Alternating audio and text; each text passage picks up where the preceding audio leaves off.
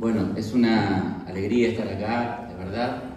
Lo conozco a Daniel hace muchos años, y un montón de años, si le digo los años que lo conozco,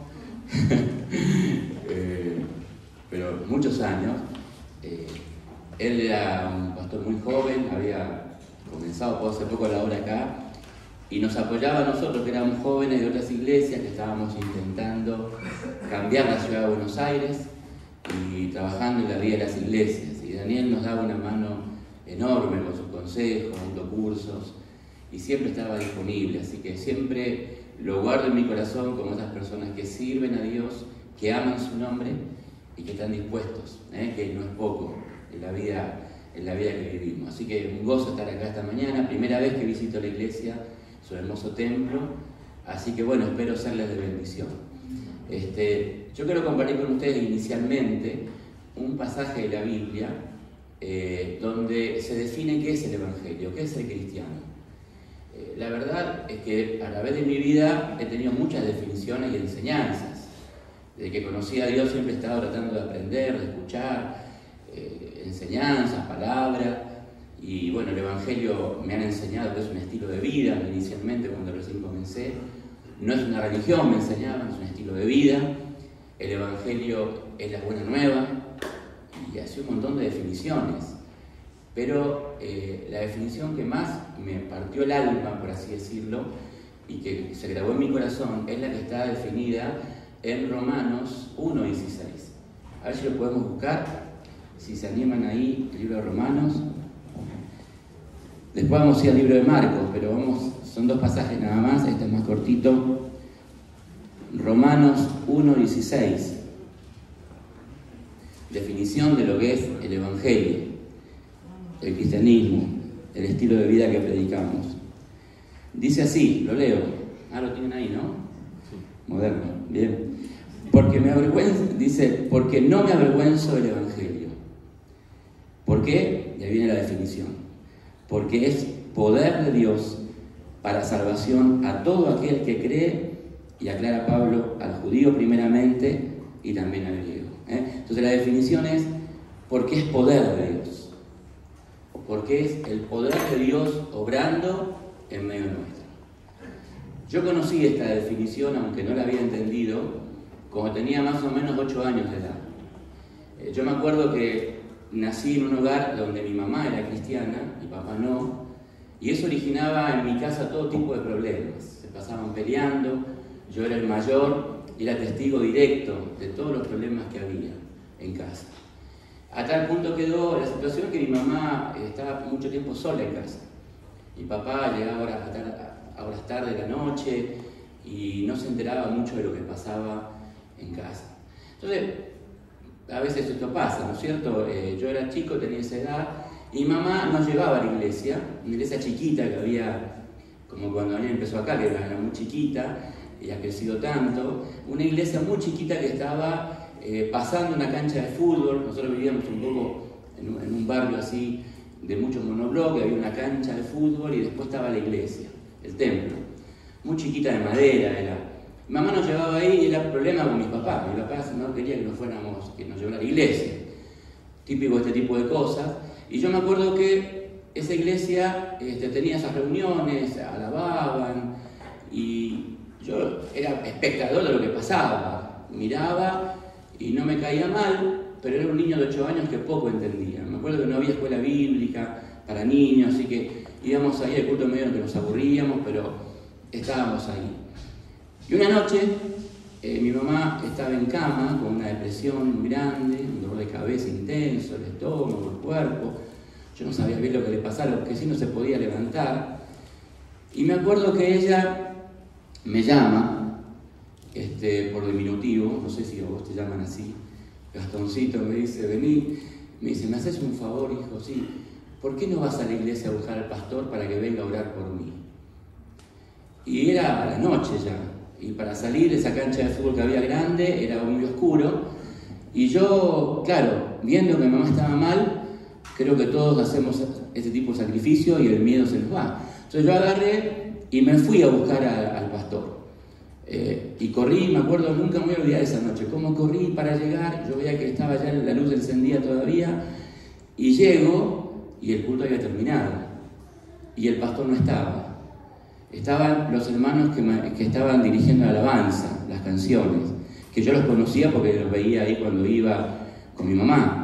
Entonces le hablo al hermano que dirigía las canciones y le planteo el problema. Le digo, mire, mi mamá está muy enferma y viene a buscar al pastor para que pueda orar.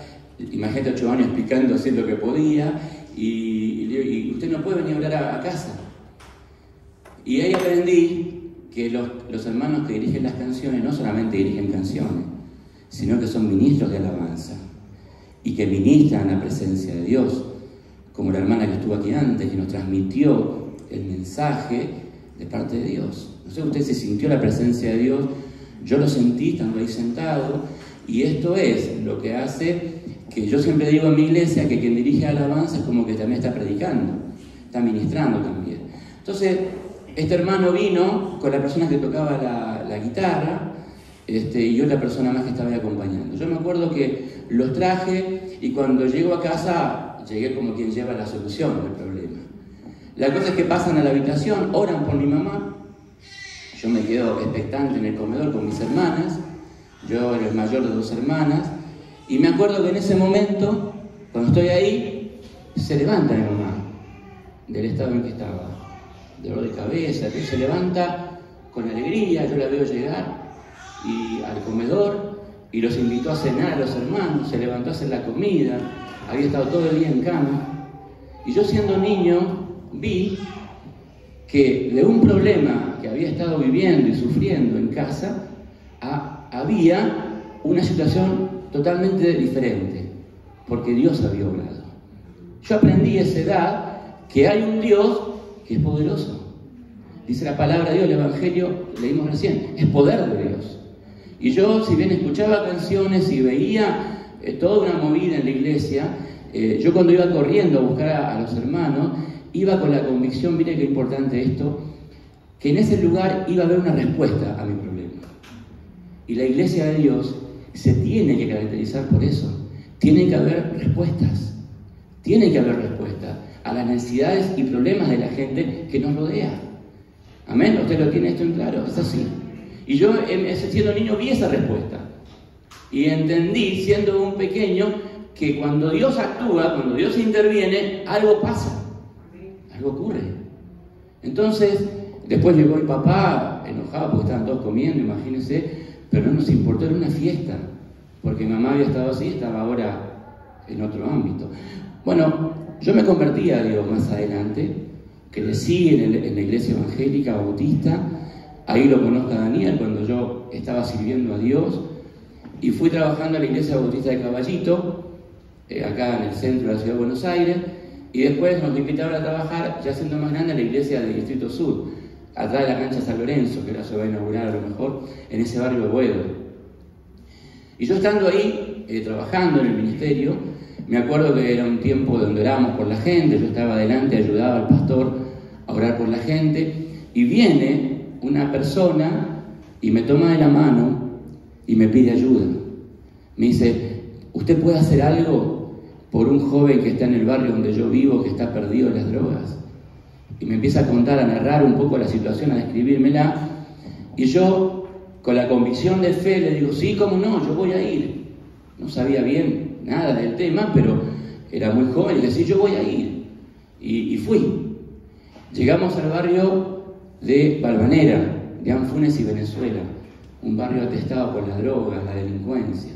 Yo llegué con mi Biblia, mi esposa acompañándome como hoy, y así fuimos trabajando en el barrio. A partir de esa persona empezamos a trabajar en el barrio, ayudando a mucha gente, viendo muchas necesidades, y se puso muy en crisis todo lo que yo había estudiado, y de repente ver necesidades que me excedían en mi conocimiento, y siempre predicando la palabra de Dios y confiando. Un domingo en la mañana teníamos la escuela bíblica, éramos muy poquitos. Es más, esperábamos que viniera una hermana con sus hijos para empezar. Éramos nosotros, era muy poquito, y empezamos a predicar en el barrio. Yo me acuerdo que antes de empezar la escuela bíblica, agarré mi Biblia unos volantes y me fui a predicar ahí por las plazas, domingo a la mañana. ¿Quién iba a estar por la mañana? Llegué hasta la Plaza Cabral, que está en le doy referencia para que usted se ubique geográficamente, en la avenida Independencia y Jujuy. Me acuerdo que llegamos a esa plaza a repartir volantes. Descubrí, mucho antes del COVID, para qué usaba el alcohol fino, en cantidades. ¿Por qué? Porque yo llego y había gente que estaba a la mañana, imagínense que yo fui antes de las 10, estaban tomando alcohol fino mezclado con agua. Y a eso le llaman, perdón la expresión, le llaman cachuña, una bebida que se toma en las esquinas, en los ranchos que se paran por ahí, y estaban tomando alcohol fino con agua. Claro, llegué con la Biblia, te excede todo eso, le digo, ¿qué están enfermos? ¿Pasó algo? Y se me reían y me explicaron que era una bebida que ellos tomaban, así estaban, con el rostro rojo, enrojecido por el alcohol, perdidos. Y ahí conocí a un joven que le llamaban el uruguayo. El uruguayo era conocido ahí. Y el uruguayo vivía en la misma plaza, abajo, de donde hay un lugar que guardaba las herramientas la gente que cortaba el pasto. Es un hueco municipal, que lo abrían en la noche y se metían ahí a ranchar, como decían ellos, a dormir. El uruguayo vivía ahí. Vivía en una forma de decir, un desastre su vida, su cuerpo, su organismo, su ropa, sucio, hecho encima. Un abandono de persona. Y yo le prediqué la palabra, le dije que Dios podía cambiarlo, y él me cuestionaba, se burlaba, alcoholizado, hasta que un día me tomó en serio. Y vino al pequeño anexo donde estábamos trabajando y me dice que él se quería internar para salir de las drogas. Me dijo, vos me podés ayudar porque la verdad que yo no doy más con mi vida. En un momento de lucidez, en un momento donde estaba fresco, él agarra y me pide ayuda. Y yo le digo, sí. En ese tiempo, la iglesia, nosotros no teníamos respuesta para ese tipo de problemática. Pero siempre digo, como dije en el testimonio principal, primero, que la iglesia tiene que dar respuestas. Yo no puedo dar un volante y decir, bueno, Dios te bendiga, hermano, yo sé que Dios va a orar, ¿quién sigue? No. Yo tengo que tener carga por las personas. Tengo que amar, como cantábamos antes, por memoria de Dios, yo tengo que predicar, tengo que estar cerca de la necesidad de la gente. Y yo no tenía respuesta, pero quería ayudarlo, porque vino al templo a buscar él una respuesta para su vida. Entonces yo, con la convicción que había aprendido de niño, pasando las distancias, dije, hay que una respuesta. Y empecé a buscarla. Y descubrí una granja para que se pudiera internar. Y le dije, fui hasta la plaza, le dije, mirá, el domingo, nosotros teníamos la actividad del anexo los días sábados, el domingo nos reuníamos como ustedes acá en el templo principal. Le digo, el domingo venite al templo que yo te llevo a internar a la granja. Y yo le dije eso el sábado, me fui a casa, teníamos culto de la tarde y me olvidé. Porque muchas veces la respuesta de este tipo de persona es, si me acuerdo lo hago, o sea, no era muy convincente. Y cuando al otro día voy al templo, yo no tenía en ese momento auto, habíamos bajado el colectivo, veníamos con los chicos, ahora son mis hijos más grandes. Viene un hermano y me dice, che, hay uno que lo está esperando en la puerta, vino con otro más, pero sacátelo que la gente tiene miedo de entrar. Y dice, claro, yo le dije, ¿quién vino? Cuando voy llegando, ¿quién estaba? El uruguayo con otro amigo. Pero estar, una forma de decir, estaban tirados en el piso como una alfombra. Estaban tirados así con las manos pidiendo ayuda, como diciendo nos vamos, pero hacemos la última gira. Y yo llego y los veo y sentí un poco de vergüenza ajena. Y digo, ¿qué hago con esta gente? Y la palabra de Dios es, hay respuestas que dar. Entonces yo agarro y le digo a mi esposa, quédate, Marce. Yo no tenía auto, le digo, agarré un hermano, le digo, vamos a llevar a estos chicos a retiro. Y apenas me podían responder. No tenían ropa, la misma ropa que tenían toda la semana, estaban ahí tirados. Le digo, vení, vamos y nos vamos a retiro. Te mandamos para la granja. Es una granja que funcionaba en el interior del país, en Mendoza, Mar del Plata, no me acuerdo bien ahora. La cosa es que fuimos a retiro y lo pusimos arriba del micro. Lo despedimos como pudimos. La vida del uruguayo continuó en esa granja. Hace 10 días, yo sé que él le había andado mejor, sé que había mejorado, porque yo llamaba a la granja a ver cómo estaba, hasta donde pudimos seguir el rastro. Después se fue de la granja y ya le perdió el rastro. Hace 10 días, yo no soy muy ducho con el Facebook, y me llega un mensaje de una solicitud de amistad de una persona llamada María Sánchez, un nombre bastante común, pero yo no la conocía. Y viste, cuando vos mirás, decís, ¿quién es esta persona? Y le digo a mi esposa, le digo, che, me escribió una... Le digo, puede ser que la gente te pida ser amigo, yo no entiendo mucho, aunque no te conoce. Entonces la dejé ahí sin contestar, hasta que veo un mensaje interno, o sea, entre cuenta, y me dice, ¿usted era pastor, me dice, de una obra evangélica en Danfone, en Estados Unidos? Sí, le digo. Y ahí ya, es que estos me conocen, o sea, que hay algo que me tiene en común con ellos. Era la esposa del uruguayo. Y me escribe él, me dice, Gastón, soy yo, Antonio. Se llamaba Antonio. Desde que vos me mandaste a la granja, yo me convertí al Evangelio. Y soy un siervo de Dios. Pasaron más de 15 años. Y él está sirviendo a Dios con su esposa. Mañana me encuentro a las 5 de la tarde con él en un café que estaba cerca del anexo para conocer a su esposa y a su hija.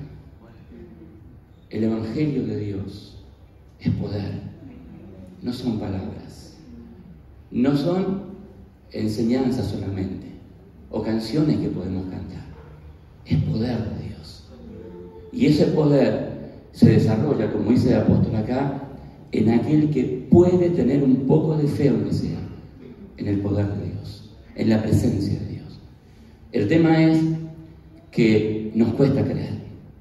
Creer en Dios no es algo fácil, porque es tener la certeza de algo que yo no veo, la convicción de lo que no estoy mirando ni entendiendo con mis sentidos.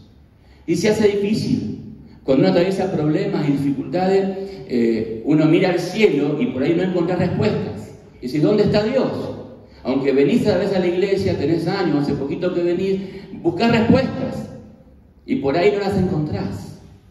Y nuestra fe, en lugar de estar sólida, esperando lo que Dios va a decirme sí o no a lo que estoy necesitando, me voy decayendo. Y pierdo ganas de cantar. Y por ahí pierdo ganas de servirle. Y pierdo esas convicciones que me sostengan en momentos difíciles de la vida. Cuesta creer. Y hay una historia de la Biblia que refleja esto que estoy hablando. Y voy a pedirle que hagamos rápido. Y hay 3 enseñanzas, 3 motivos por los cuales nos cuesta creer y una respuesta. Amén. Vamos a buscar en el Evangelio de Marcos, capítulo 9. Estuve leyendo el libro del pastor del Evangelio de Marcos. Y esto ocurre después del monte de la Transfiguración, cuando Jesús vive este milagro, y el libro dice cómo Dios nos prepara en la presencia, en su presencia para poder servirle. Y esto ocurre después cuando Jesús desciende y estaba dice acá un muchacho endemoniado, dice la Biblia, y él estaba bajando el monte de la Transfiguración. ¿Lo tienen ahí? ¿Sí? ¿Lo tienen ahí? Sí. Bueno, Jesús dice cuando llega a donde estaban los discípulos que él había dejado, vio una gran multitud alrededor de ellos y escribas que disputaban con ellos. Y enseguida toda la gente viéndole se asombró y corriendo a Jesús, a él, le saludaron. Él les preguntó, ¿qué disputáis con ellos? O sea, ¿qué estaban discutiendo con los discípulos que se habían quedado ahí? Y respondiendo uno de la multitud dijo, Maestro, traje a mi hijo que tiene un espíritu mudo, el cual donde quiera que toma le sacude y echa espumarajos y cruje los dientes y se va secando. Y dije a tus discípulos que lo echasen fuera, pero no pudieron. Y respondiendo, él les dijo, oh generación incrédula, ¿hasta cuándo he de estar con vosotros? ¿Hasta cuándo os he de soportar? Tráemelo. Y se lo trajeron. Cuando el espíritu vio a Jesús, sacudió con violencia al muchacho, quien cayendo en tierra se revolcaba echando espumarajo. Y Jesús le preguntó al padre, ¿cuánto tiempo hace que le sucede esto? Y él le dijo, desde niño. Y muchas veces le echa al fuego y en el agua para matarle. Pero si puedes hacer algo, ten misericordia de nosotros y ayúdanos. Cuando Jesús le dijo, si puedes creer, al que cree todo le es posible. E inmediatamente el padre del muchacho clamó y dijo, creo, punto y coma, ayuda a mi incredulidad. Y cuando Jesús vio que la multitud se agolpaba, reprendió al espíritu inmundo, diciéndole, espíritu mudo y sordo, yo te mando, sal de él y no entres más en él. Entonces el espíritu, clamando y sacudiéndole con violencia, salió, y él quedó como muerto, de modo que muchos decían, está muerto. Y el versículo 27, el final, pero Jesús, tomándole de la mano, le enderezó y se levantó.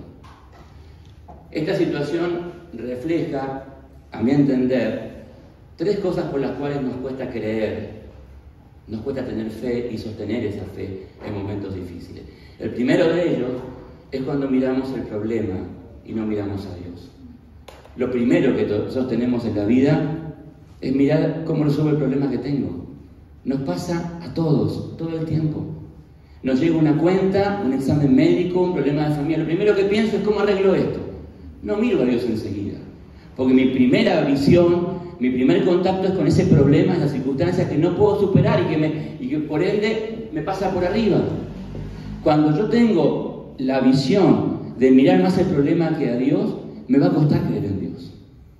Y esto no digo que a todos nos pase y que estamos resignados a esto, pero el segundo paso es mirar al cielo, es mirar a Dios y saber que Él está ahí y que es más grande que el problema que yo tengo, aunque en ese momento no lo entienda ni sepa cómo esto se va a resolver.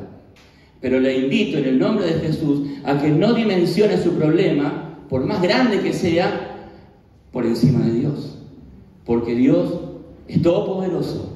Él todo lo puede, Él todo lo sabe y está por encima de cualquier circunstancia de la vida, aunque en ese momento nos cueste entenderlo. Para este padre, el gran problema de su vida es su hijo. Todos los que somos papás sabemos cómo se sobredimensiona un problema de nuestros hijos. Yo puedo estar en la cresta de la ola con un montón de posibilidades, pero si tengo a mi hijo en casa con problemas, me voy a bajonear y no voy a estar bien. ¿Por qué? Porque el hijo, justamente los hijos, representan la expresión del amor más grande en este mundo, junto con el de tu esposa, tu familia. Entonces, este hombre estaba arruinado, por así decirlo, y sin ningún tipo de expectativa y de esperanza. Y él dice, lo traje a tus discípulos. Lo traje a tus discípulos para buscar ayuda, porque no aguanto más, no sé cómo salir de todo esto. Vos fíjate, cuando describe la situación del hijo, conocía todos los detalles, como los padres conocemos lo que les pasa a nuestros hijos. Así tendría que ser. El papá sabía lo que ocurría, lo que pasaba, porque imagino yo que siendo papá y aún siendo pecadores, dice Jesús, hacemos cosas buenas por nuestros hijos, ¿no es cierto? Imagino el inmenso amor que tendría por él y cómo estaría pendiente de su vida. Y apenas escuchó que algo podía salir, el tipo fue a buscar una respuesta, a buscar una ayuda. Cuando miramos el problema, antes que mirar a Dios, nos va a costar creer. Porque voy a dimensionar ese problema como una montaña que no puedo superar y cada vez se va a hacer más fuerte. Y nos va a costar. Yo no digo que tu problema y te compares con el otro, viste que la gente dice, no, pero a vos no te pasa lo mismo que a mí, porque yo, y cada uno cuenta lo que le pasa. Tu problema es personal y solamente vos sabés cuánto te pesa vivir lo que estás viviendo. Conozco una mamá ahí en el barrio que estamos trabajando que su hija ha quedado esclavizada de las drogas y no puede salir. Tiene periodo de donde levanta y vuelve a caer. El otro día hablamos por teléfono, ¿cómo está? No, internaron a Natalia porque la internaron y porque no sé qué va a pasar ahora. Ese problema que acompaña una vida va secando la fe, porque este es el otro segundo requisito, no requisito, sino la segunda causa por la cual nos cuesta creer. Cuando el paso del tiempo no tenemos respuestas. Vos fíjate que Jesús le pregunta, ¿desde cuándo? Desde niño que le pasa esto. Vos te imaginás las noches que habrá sufrido este padre como esta mamá que te estoy contando, que no hay respuestas. Y el tiempo pasa, y yo veo y digo, ¿y dónde está la respuesta? ¿Dónde está Dios? Y el enemigo de Dios sin duda me hace ver eso, no como que Dios me da una oportunidad o un tiempo, y todo tiene su tiempo. Los pastores, como los líderes, ayudamos muchas veces a la gente a entender que todo tiene su tiempo, que Dios también tiene un proceso para cada uno de nosotros. Pero lo cierto es que quien vive el problema le cuesta entenderlo, porque porque el paso del tiempo no trae respuestas y me va consumiendo la vida, y no pasa nada. Lo tercero que nos cuesta para poder creer es la decepción, es la defraudación que siente uno cuando no se abrió la puerta que yo esperaba que se abriera. A veces pasa en las iglesias, la gente llega a buscar respuestas y no las encuentra y se va como vino. Y por ahí, dije antes, nosotros no tenemos todas las respuestas, las tiene el Señor, pero yo debo ser un instrumento para buscar esas soluciones. Y la gente tiene que ver eso porque de alguna manera lo que la gente necesita es actitudes, que se preocupen, que amemos de verdad como Jesús amaba. Ese es el hombre siente decepción, dice, yo se lo llevé a tus discípulos. Claro, pero Jesús hizo cargo, porque cuando alguien va a ver a los discípulos, lo está buscando a Dios. Por eso le va a buscar a Él. Y es lo mismo a la iglesia. Cuando la gente viene acá, no viene a buscar al pastor Tomasini y a quienes puedan estar, viene a buscar a Dios. Y sea quien esté en la puerta, haciendo lo que fuera, tiene que tener la convicción de que hay un Dios que todo lo puede. Y yo tengo que presentar ese Dios. Para eso tengo que experimentarlo también, primero. Por eso nadie puede transmitir lo que no vive. Y esta mañana estamos acá para buscar a ese Dios que tiene que actuar en mi vida y en mi situación. Porque a lo mejor te está consumiendo ese problema y esa dificultad. Ahora vamos a orar por eso. Pero tenemos que experimentarlo nosotros primero. ¿Y qué ocurre? Estos son los tres motivos por los cuales nos cuesta creer. La decepción, el paso del tiempo y la sobredimensión del problema que podemos tener. Y me enfoco ahora en la respuesta final del mensaje. Aparece Jesús y pregunta, ¿qué pasa acá? Amo esta expresión de Jesús. ¿Qué está pasando acá? ¿Qué está pasando en tu vida? ¿Qué está pasando que te cuesta hacer lo que alguna vez prometiste ser? ¿Qué es lo que te está pasando que tu convicción, tu pasión se va secando con el paso del tiempo? ¿Qué es lo que te pasa?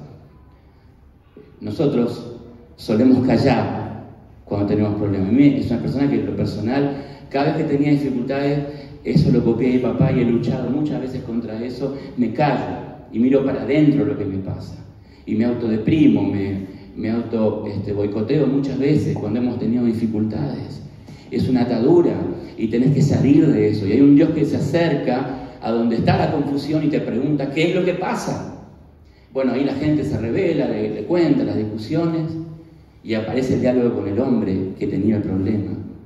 Y el hombre le habla en forma condicional. Le dice, si pudieras hacer algo, por favor, hacelo.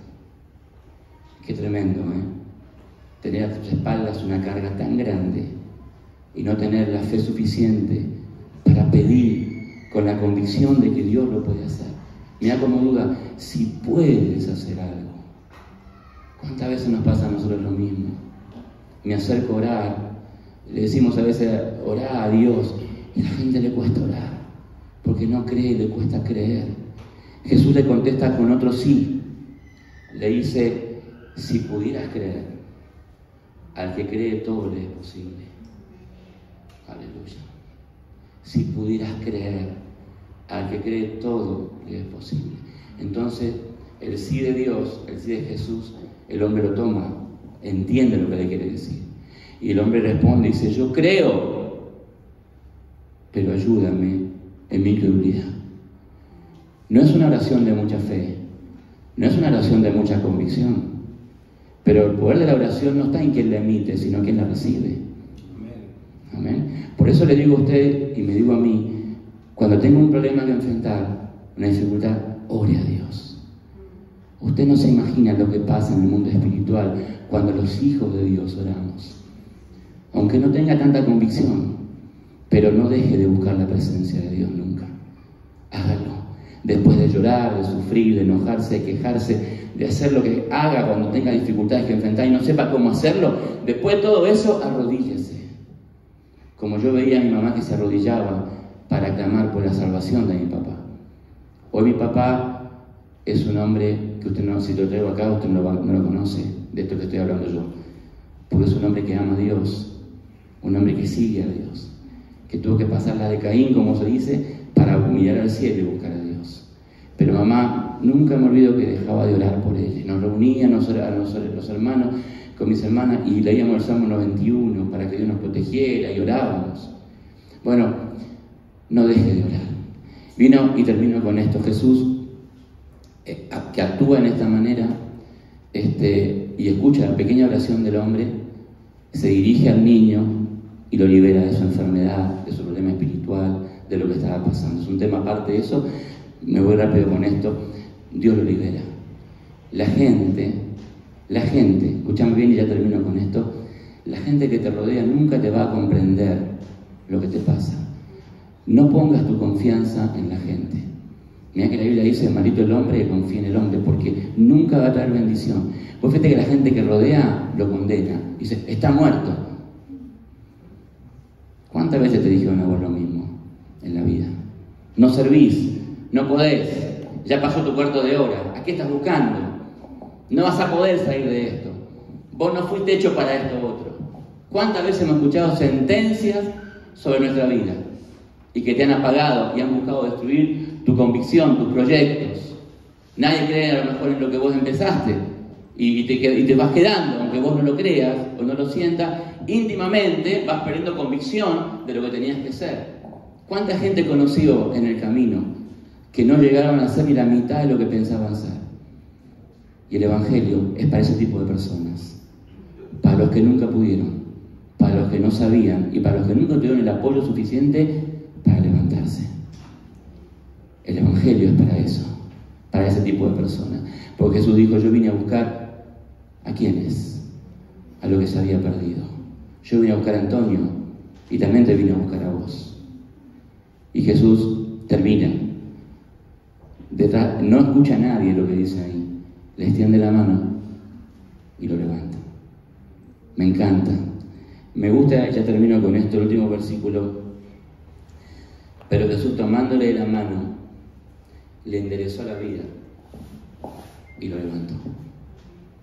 Nunca más estuvo expuesto este niño a lo que el Padre había visto. ¿Por qué?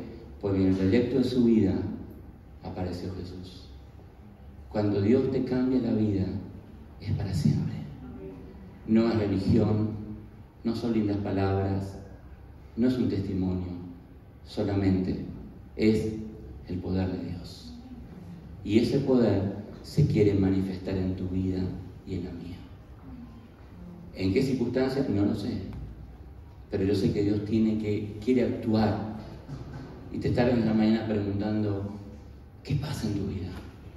¿Qué es lo que pasa? ¿Dónde está tu mayor dificultad? ¿Dónde está? ¿En qué parte del camino te quedaste trabado? ¿En qué parte del camino te desviaste?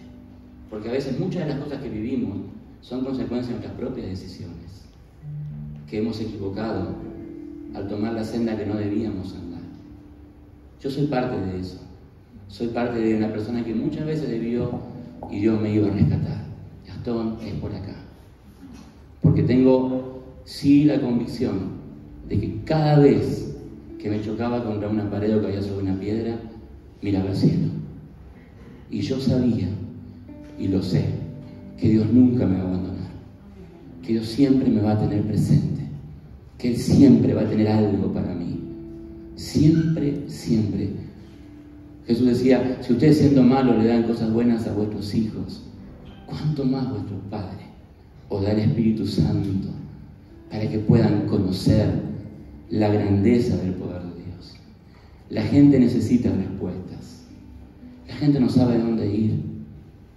El nivel de adicciones ha crecido tanto en cantidad y en calidad. Las drogas son cada vez más fuertes. Queman las neuronas de los jóvenes con mayor rapidez. Los porcentajes de rehabilitación en los centros de recuperación han bajado mucho. En los tiempos en que yo trabajaba con Antonio, con los chicos del barrio, era de un 80%. Hoy ha bajado casi al 60%. Hay gente que es, en teoría, irrecuperable. Y así, hay todo tipo de necesidades. Usted donde va a encontrar o la queja, o el dolor, o la preocupación. Y no importa la razón, la posición social que tenga, porque el dinero no resuelve nada. Va a encontrar todo eso. Y en medio de todo eso está su iglesia, estamos nosotros. ¿Dónde estamos? ¿Tenemos la convicción de que Dios es poder de Dios para aquel que cree? Un día Jesús le dijo a Jairo, si pudiera, le dijo, no temas. Se había muerto la hija, Jairo, perdón que me voy en la Biblia. Le dijo, no temas, cree solamente. Cree solamente. Por eso Pablo escribió con convicción, el Evangelio es poder de Dios, pero ¿para quién es? Porque es necesario que el que se acerca a Dios crea que le hay. Y Dios se va a manifestar en tu vida y en la mía. Vamos a orar. Cierra tus ojos ahí donde estás. Que esta música suave te ayude a meditar en esta palabra. Porque si hay una cuestión aquí definitiva en este momento, es que Dios quiere obrar en tu vida, en tu problema, en tu dificultad. Hay un Dios que está presente esta mañana aquí, que ha sido alabado, reconocido, y Él quiere bendecir tu vida. Jesús te pregunta, Dios te pregunta esta mañana, ¿qué es lo que te pasa? ¿Qué es lo que pasa acá? ¿Qué es lo que pasa en tu vida? ¿Qué respuestas hay? Jesús dijo en otro momento, yo vine para que tengas vida y la tengas en abundancia. Jesús en otro momento enseñó acerca de esto y dijo, yo esta noche no tengo dónde recostar mi cabeza. No tenía posesiones Jesús, no le importaban nada de lo que este mundo lo ataba. Y mire cuántas cosas nos atan hoy en día a nosotros, que pensamos en lo que tenemos que pagar, en las deudas, la casa, que no tengo, que sí tengo. Cuánta cuestión alrededor que Pablo consideraba basura y que a veces para nosotros son tan importantes. Distraen tu atención, te quitan la alegría, el sueño en las noches.